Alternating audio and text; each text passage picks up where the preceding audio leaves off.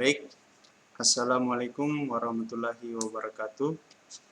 Perkenalkan, nama saya Novanto Ding, NIM 1925152025 dari Prodi Teknik Elektronika dan 4 mata kuliah Sistem Telekomunikasi Universitas Negeri Makassar.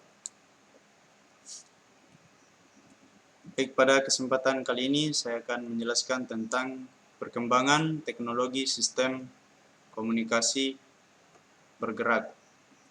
Teknologi sistem komunikasi bergerak merupakan sistem komunikasi yang memberikan layanan jasa telekomunikasi bagi pelanggan bergerak, di mana daerah layanannya dibagi-bagi menjadi daerah yang kecil, yang disebut juga sel.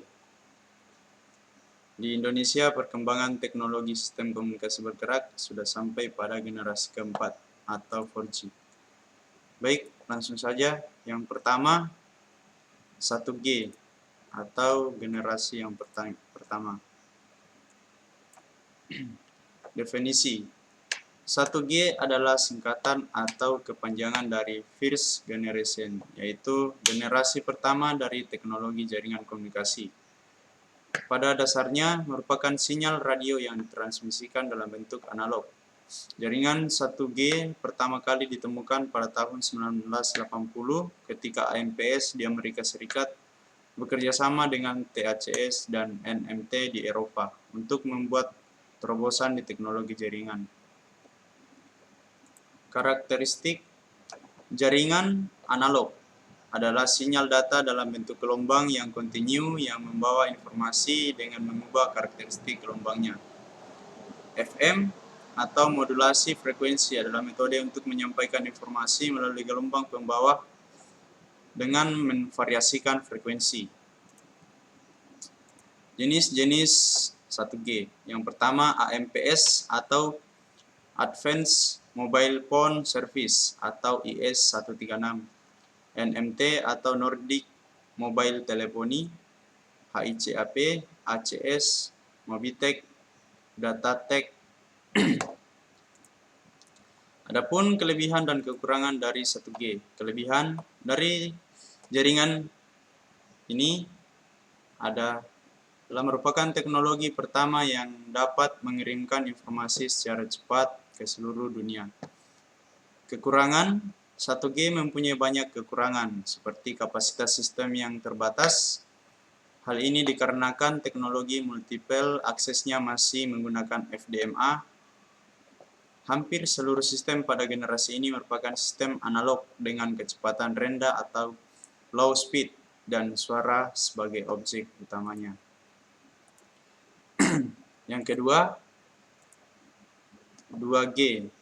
Definisi 2G merupakan jaringan telekomunikasi seluler yang diluncurkan secara komersial pada jaringan GSM standar di Finlandia pada tahun 1991. Selain melayani komunikasi suara, 2G juga dapat melayani komunikasi teks, yaitu SMS. Karakteristik jaringan sudah digital, bisa mengirim pesan, SMS, dan MMS.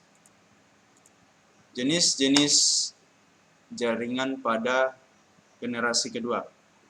Time Division Multiple Access atau TDMA, Personal Digital Cellular atau PDC, Digital European Cordless Telephone atau DECT, Global System for Mobile atau GSM. Perkembangan setelah ada 2G diluncurkan 2,5G dan 2,75G.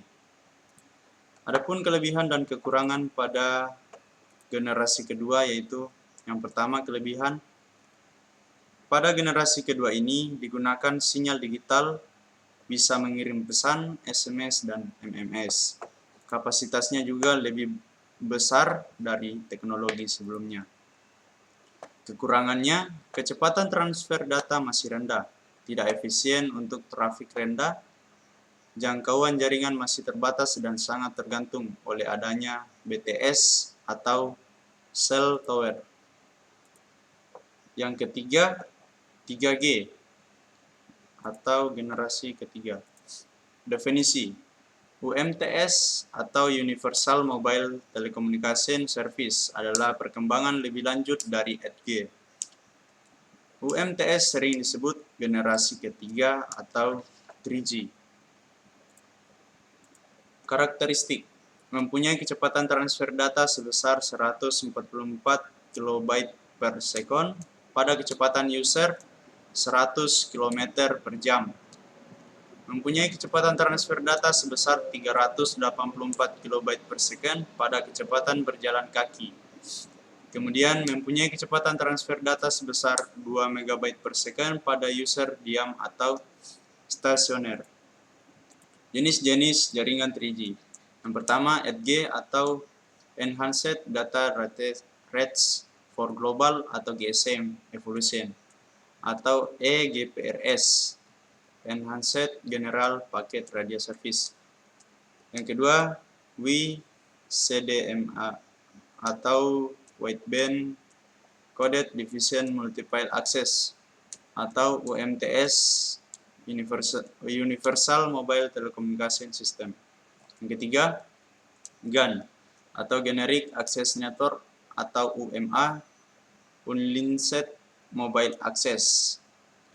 Yang keempat, HSDPA atau High Speed Downlink Packet Access. Yang kelima, HSOPA atau High Speed OFDM Packet Access, dan masih banyak lagi. Kelebihan dan kekurangan generasi ketiga. Adapun kelebihannya, memiliki kecepatan transfer data cepat dari 144 KB per second sampai 2 MB per second, sehingga dapat melayani layanan data broadband seperti internet, video on demand, musik on demand, games on demand, dan on demand lain yang memungkinkan kita dapat memilih program musik, video, atau game semudah memilih channel di TV. Kecepatan setinggi itu juga mampu melayani video, converse, dan video streaming lainnya. Kekurangan: membutuhkan investasi yang tidak sedikit untuk membangun jaringan 3G ini di berbagai tempat. Masih perlu diperhatikan aspek keamanan dan aspek etika di dalam penggunaan teknologi yang baru, munculnya tindakan kejahatan. Yang terakhir, 4G atau generasi keempat. Definisi: 4G adalah singkatan dari istilah dalam bahasa Inggris Fourth Generation Technology. Istilah ini umumnya digunakan mengacu kepada pengembangan teknologi telepon seluler. 4G merupakan pengembangan dari teknologi 3G. Nama resmi dari teknologi 4G ini menurut IEEE atau Institute of Electrical and Electronic Engineering adalah 3G and beyond. Karakteristik: kecepatan 500 kali lebih cepat daripada CDMA 2000, dapat menyediakan solusi IP yang komprehensif, di mana suara, data, dan arus multimedia dapat sampai kepada pengguna kapan saja dan di mana saja. Pada rata-rata data lebih tinggi dari generasi sebelumnya. Jenis-jenis jaringan generasi keempat. Yang pertama adalah 4G LTE FDD, 4G LTE TDD, 4G LTE Advanced. Adapun kelebihan dan kekurangan dari teknologi keempat, yaitu kelebihan: memiliki kecepatan downlink hingga 300 MB per second dan kecepatan uplink hingga 75 MB per second. Mendukung multicast broadcast single frequency network, mendukung kecepatan transfer broadband karena 4G memiliki frekuensi band yang jauh lebih tinggi. Untuk membuat infrastruktur jaringan yang baru dibutuhkan biaya yang lebih mahal dibandingkan jaringan 3G, 2G, dan 1G. Dibutuhkan penginstalan peralatan yang baru jika jaringan diperbarui. Dibutuhkan mobile device yang baru yang mendukung teknologi 4G LTE jika jaringan diperbarui. Dibutuhkan antena tambahan untuk transmisi data karena jaringan 4G LTE menggunakan multiple input, multiple output atau MIMO. Baik, itulah penjelasan dari saya tentang perkembangan teknologi sistem komunikasi bergerak. Jika ada kekurangan, mohon dimaafkan. Wassalamualaikum warahmatullahi wabarakatuh.